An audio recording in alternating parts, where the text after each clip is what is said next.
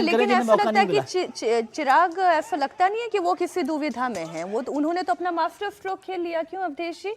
अगर सबसे ज्यादा इस बंद का असर कहीं पर दिखाई दे रहा है वो तो बिहार में ही दिखाई दे रहा है। यूपी में बहुत छोटे छोटे पॉकेट्स में कहीं पर कुछ हुआ तो हुआ, और थोड़ा बहुत राजस्थान में, लेकिन बिहार में अच्छा असर है। ये तो समय बताएगा कि चिराग पासवान का ये क्या है, उनका दाव है या दाव उल्टा बैठता है। मूल बात यह है, क्या इस देश में सुप्रीम कोर्ट के फैसलों के खिलाफ इस प्रकार से पूरे देश में बंद करना, अगर सुप्रीम कोर्ट से किसी को समस्या है तो वो इसके लिए याचिका लेके जा सकते थे वहां सुप्रीम कोर्ट में, पुनर्विचार याचिका दायर हो सकती थी। दूसरा, क्या ये इशू ऐसा है जिसके लिए वाकई बंद के पूरे भारत बंद का आह्वान होना चाहिए था, उसके लिए सड़कों पर उतरना चाहिए? बिहार में तो आगजनी हो रही है। अब बिहार में कोई भी जो प्रदर्शन हो रहा है सरकार विरोधी, वो सामान्य प्रदर्शन नहीं होता है। उसमें रेलें जलती हैं, बसें जलती है, थाने जलते हैं, केबिन जलते हैं, और यहां तक कि कुछ नेताओं के घरों पर हमले करके उनको जलाया जाता है।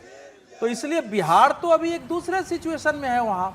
लेकिन ये जो स्थिति है, क्या इस देश में कुछ शक्तियां जानबूझकर हर इशू को जाति के अंदर जाति बना के देश में जातीय संघर्ष खड़ा करके भारत को गृह युद्ध या भारत में अशांति, भारत में तनाव आंतरिक पैदा करने के हैं? ये कौन लोग हैं? कहां से एनजीओ को इतने पैसे आ रहे हैं जिन लोगों ने इतनी जल्दी जगह जगह बैठ के कर ली, इसकी गोष्ठियां कर लिया, सेमिनार कर लिया, इसके बगैर प्रचार कर लिया है? ये सामान्य घटना नहीं होती है ये।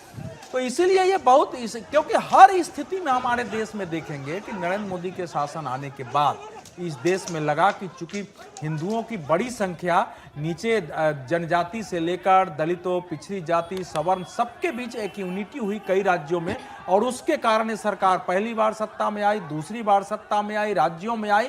तो अगर इसको कमजोर करना है और इस एकता को तोड़ना है, दूसरी शक्तियों को सत्ता में लाना है, तो किसी भी इशू से करो। अब यह इशू ऐसा है कि इसमें विरोध में भी इसमें आंदोलन हो सकते हैं। मुझे उम्मीद है कि अपनी शक्ति दिखाने के लिए जो लोग इससे दुष्प्रभावित होंगे इनके विरोध करने से, वो भी आज और कल सड़क पर उतरेंगे, और उनको उतरना भी चाहिए अपनी ताकत दिखाने के लिए।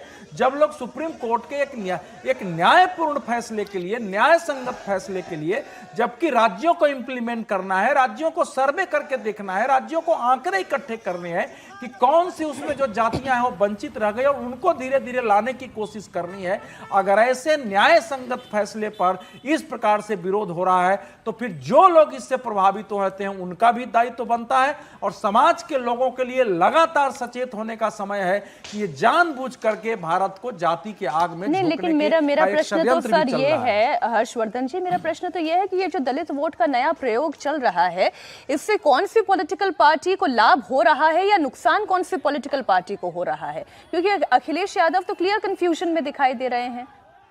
ठीक है, मुझे लगता है कि पहली बार इन नेताओं के सामने जो हर बात में आग लगाकर निकल लेते थे, उनके लिए मुद्दा उबला आलू बन गया है। न उगल पा रहे हैं न निगल पा रहे हैं। और ये जो मसला है, इस पर थोड़ा ठीक से बात होनी चाहिए कि ये मसला क्या है। ये मसला ये है कि लंबे समय से देश में आरक्षण चला आ रहा है, 75 वर्ष पूरे हो गए। कभी तो कोई रिव्यू होगा, कभी कुछ होगा। सरकारें साहसी नहीं रही, कमजोर रही। नेता हमेशा इस मामले में जन दबाव के आगे कमजोर होता है, और जन दबाव जब हम कहते हैं तो वो जो ताकतवर है उनका दबाव होता है।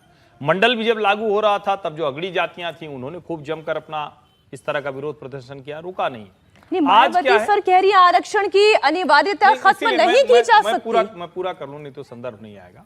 आज क्या है कि आज कहा जा रहा है कि जो रिजर्वेशन में सब क्लासिफिकेशन है, एक तो रिजर्वेशन में रिजर्वेशन नहीं है, रिजर्वेशन में सब कैटेगराइजेशन या सब क्लासिफिकेशन है, जिसको हम उपवर्गीकरण कहते हैं। यानी कोई एक समूह है जिसमें छोटी छोटी जातियां हैं, कुछ ऊपर की लेयर है, वो सारा हिस्सा लेकर चले जा रहे हैं। तो इससे न किसी ओबीसी का मतलब है, न इससे किसी फॉरवर्ड का मतलब है, न इससे किसी राजनीतिक दल का मतलब है।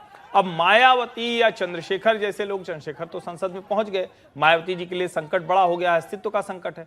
उनको लगता है कि उनका वाला जो समूह है नहीं जाटव, वो थोड़ा मुश्किल में पड़ेगा। चिराग पासवान का क्या है, उनका पासवान, वो मुश्किल में पड़ेगा। अखिलेश और तेजस्वी सिर्फ दूर से बैठकर थोड़ा डाल दे रहे हैं, जिससे आग थोड़ी तेज हो जाए, वो तापेंगे। जैसे ठंडी में आग नहीं तापी जाती है गांव घर में, तो वो अलाव जला के ताप रहे हैं, तो जल कोई और रहा है, उस आग में झुलस कोई और रहा है। और जो लोग ये विरोध कर रहे हैं, अब मैं सुबह से देख रहा हूं सोशल मीडिया पर लगातार वाल्मीकि है, मोची है, महार है, मतलब ढेर सारे लोग आए हैं और वो खुलकर कह रहे हैं कि बहुत हो गया अत्याचार हमारे ऊपर। यानी जो बात अनुसूचित जाति के लोग शायद ऊपर के लिए कहते थे, जिनको अगड़ी जातियां या पिछड़ी जातियां कहा जाती है, आज अनुसूचित जाति के लोग, अनुसूचित जाति में जो नए सवर्ण बने हैं, नव सवर्ण, उन नव सवर्णों के लिए कही गई। और देखिए, नव सवर्णों की हरकतें ज्यादा खतरनाक है। और एक बात मैं बता दूं, देखिए एक दो जगह हो गया होगा, पटना में भी पुलिस ने अच्छा काम किया है, ठीक से लाठी वाठी जिसके लिए उनको दी जाती है, अराजकता रोकने के लिए वो काम किया है। मेरा मानना है कि अगर कोई बंद मान जाए, बिल्कुल बंद होना चाहिए, शांतिपूर्ण प्रदर्शन अधिकार है, लेकिन कोई अगर डंडा लेके और आप 10, 20, 50, 100 के ग्रुप में निकले तो पुलिस के पास डंडा उसी के लिए होता है जो डंडा लेके निकले, उसको आप पहले तो राइट टाइम कीजिए। दूसरा ये है कि अब देश के अलग अलग हिस्सों से अलग अलग नेताओं के मन में वो बात आने लगी है। जैसे एक समय में सवर्ण नेता भी कहते थे कि ऐसे थोड़ी चलेगा भाई कि सिर्फ सवर्णों को सारा हक मिले।